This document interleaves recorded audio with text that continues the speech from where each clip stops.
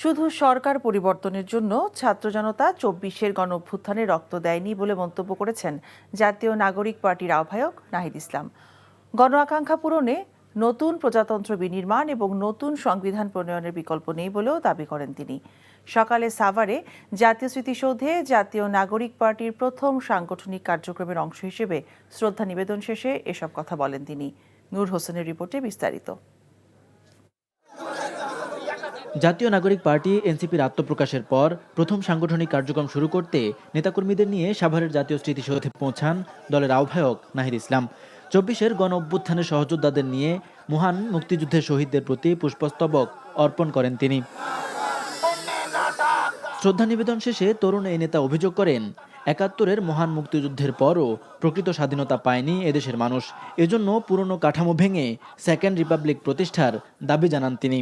১৯৭১ সালে মুক্তিযুদ্ধের মধ্য দিয়ে আমরা একটি স্বাধীন রাষ্ট্র পেলেও আমাদের যে সার্বভৌমত্ব, সেই সার্বভৌমত্ব বারবার হুমকির মুখে পড়েছে। আমাদের যে গণতান্ত্রিক প্রতিষ্ঠানসমূহ বারবার ভেঙে পড়েছে। আমরা একটি গণতান্ত্রিক সংবিধান গড়ে তুলতে পারিনি। একটি একদলীয় সংবিধানের মাধ্যমে ফ্যাসিজম এবং একদলীয় স্বৈরতন্ত্রের বীজ বপন করা হয়েছিল। ফলে আমরা বলেছি যে একটি নতুন প্রজাতন্ত্র আমাদের গড়তে হবে এবং তার জন্য একটি নতুন সংবিধান এবং গণপরিষদ নির্বাচনের প্রয়োজন। আওয়ামী লীগের বিচার দৃশ্যমান করেই গণপরিষদ নির্বাচন দেওয়ার দাবি জানায় জাতীয় নাগরিক পার্টি। নির্বাচিত গণপরিষদ পরবর্তীতে সংসদের ভূমিকা পালন করতে পারবে বলেও জানায় নাহিদ ইসলাম। ২৪-এর গণ অভ্যুত্থান যাতে ব্যর্থ না হয়, পুরনো সংবিধান এবং পুরনো শাসন কাঠামো রেখে একটি নতুন বাংলাদেশ বিনির্মাণ সম্ভব নয়। কেবলমাত্র সরকার পরিবর্তন করেই আমরা কিন্তু আমাদের জনগণের যেই কল্যাণ সেটি সম্ভব নয়, প্রকৃত গণতন্ত্র বাস্তবায়ন সম্ভব নয়।